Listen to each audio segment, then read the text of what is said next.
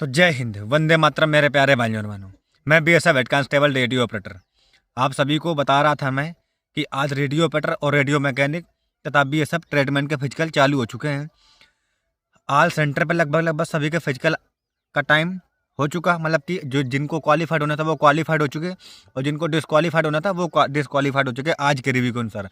तो मैं आज ऑल सेंटर का रिव्यू साझा करूंगा, बस आप लोग पूरा वीडियो स्टार्ट से लेके लास्ट तक देखना। मैं एंट्री टाइम, एग्जिट टाइम और कितने का ग्रुप बना था, कितने कितने बच्चे क्वालिफाइड हुए, हाई जंप में कितने बार हुए।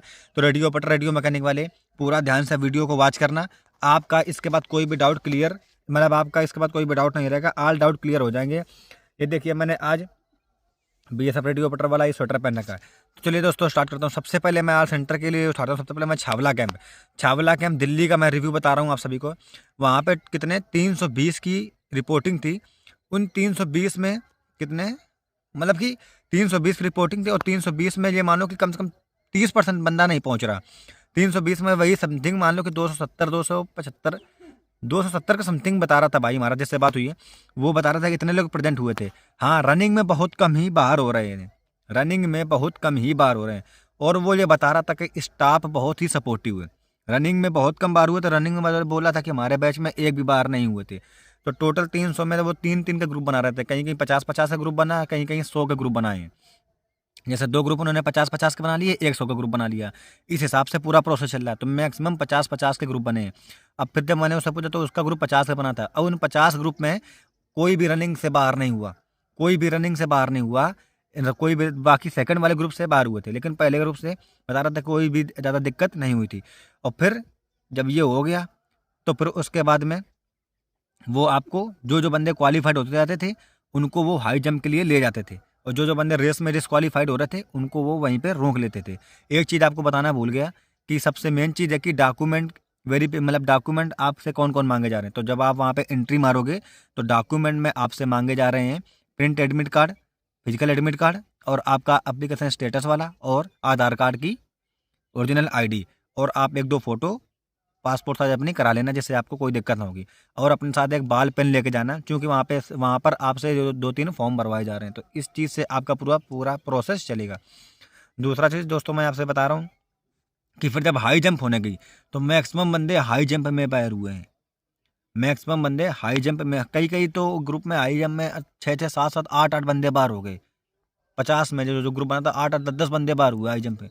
तो मैक्सिमम बंदे हाई जंप में ही बाहर हुए हैं। ये ऑल सेंटर का लगभग लगभग ऐसे ही पूरा प्रोसेस चल रहा है। हाई जंप में बहुत ज़्यादा बाहर हुए, डॉक्यूमेंट में कोई भी बाहर नहीं हुआ। फिर जब हाई जंप हो गई आपकी, उसके बाद लॉन्ग जंप में भी हाई जंप का आधा ही बार हुआ। मैं लास्ट टाइम आपको बताऊंगा वीडियो में कि कितने टोटल बंदे क्वालिफाइड हुए, कितना रेशियो रहा। हाई लॉन्ग जंप में बहुत ही कम बार हुए। तो ये ऐसा प्रोसेस आपका चला। लॉन्ग जंप में 5-6 ऐसे ही बार हुए, मतलब कि अगर तो फिजिकल में कोई बंदा आउट हो रहा है तो वो लॉन्ग जंप और हाई जंप में ही आउट हो रहा है। तो आपको लॉन्ग जंप और हाई जंप पर पूरा ध्यान देना है। इसके बाद दोस्तों फिर चेस्ट और क्या बोलते हैं हाइट में बंदे बार हुए। हाइट में बंदे बार हुए, जिसकी भी हाइट अगर जो उन्होंने मांगी 168 से जिसकी भी हाइट कम है तो उनको वो सीधा बार कर रहे हैं, सीधा बार कर रहे हैं। हाँ, चेस्ट में आपको कॉम्पनसेशन कर रहे हैं, मतलब कि जिसका चेस्ट 1 सेंटीमीटर 2 सेंटीमीटर कम है वो घबराए ना, वो पास हो जाएगा। तो ये पूरा दिल्ली छावला करा। अब मैं आपको बीकानेर की बात बताता हूँ। तो ऐसे ही सेम सिस्टम इधर भी चला, मतलब कि ये मानो कि जितनी रिपोर्टिंग हो रही ना, तो उससे मैंने बात की, बोला कि हमारे में 300-350 रिपोर्टिंग थी, 350 में टोटल 240 बंदे ही प्रेजेंट हुए थे बीकानेर वाले में, जहाँ था वो बता रहा था वो। तो ऐसे ही पूरा प्रोसेस चल रहा है। और फिर छावला कैंप में बता रहा था वो कि हाइट में किसी को छूट ही नहीं दे रहे हैं, वो हाइट में किसी को छूट नहीं दे रहे हैं। हाइट में जो बंदा बाहर है तो बाहर ही है, समझ रहे हो ना। सिर्फ चेस्ट में छूट दे रहे हैं। चेस्ट में अगर जो आपका कम है तो आपकी कोई भी दिक्कत नहीं है।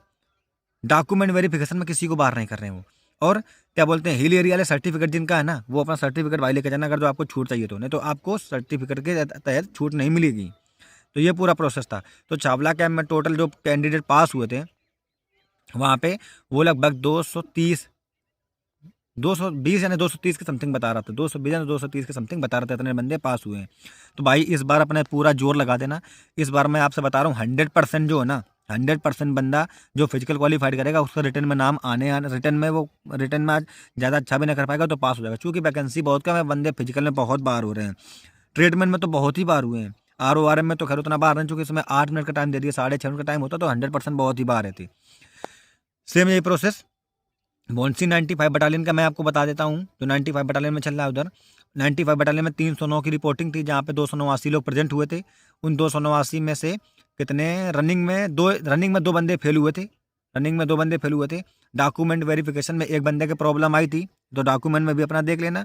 और उसके साथ फिर जब आपको वो हाई जंप के लिए ले गए, तो हाई जंप में जो बंदा 95 में सबसे ज़्यादा हाई जंप में बाहर हुआ है। हाई जंप में जैसे 50 ग्रुप बना, तो वहाँ पे हाई जंप में 14 बंदे फेल हुए हाई जंप में। फिर उसके बाद में फिर आपकी जब लॉन्ग जंप आई, तो लॉन्ग जंप में मान लो मैक्सिमम जो बंदे हैं लॉन्ग जंप में अगर जो आपके फेल हुए, तो लॉन्ग जंप में कितने बंदे फेल हुए? लॉन्ग जंप में 8 बंदे फेल हुए थे। 95 बटालियन का बता रहा हूँ मैं। लॉन्ग जंप में 8 बंदे फेल हुए थे। तो भाई अपनी लॉन्ग जंप और हाई जंप पर पूरा ध्यान दे लेना अगर जो आपको पास होना तो। बाकी वहाँ पे रनिंग में कोई फेल नहीं हो रहा। और हाइट जिसकी कम है तो वो बाहर कर दिया जाएगा। चेस्ट जिसका कम हो कोई दिक्कत नहीं है। बाकी अपने जिनके सर्टिफिकेट हैं वो फॉर्म के लास्ट डेट तक का ही मान है, उसके बाद का मान नहीं है। तो ये आपका पूरा प्रोसेस चल रहा है। इसके बाद में आगे के कल का जो रिव्यू होगा वो मैं आपको बताऊंगा आके।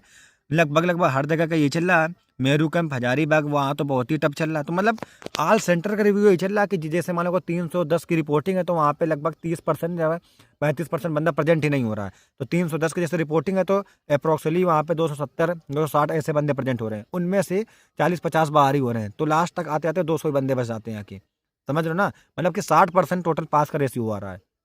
तो यही पूरा प्रोसेस चल रहा है हर सेंटर का। तो आपको घबराने की ज़रूरत नहीं है। जिसका भी कल फिजिकल हो, अपने आप को कूल करो और अच्छे से फिजिकल देने जाना। आप 100% सेलेक्ट हो जाओगे। बाकी टेंशन लेने की ज़रूरत नहीं। और जो अगर जो आपकी और भी कोई क्वेरी हो तो कमेंट बॉक्स में बताना, मैं ऑल डाउट आपके क्लियर करूँगा। जय हिंद दोस्तों।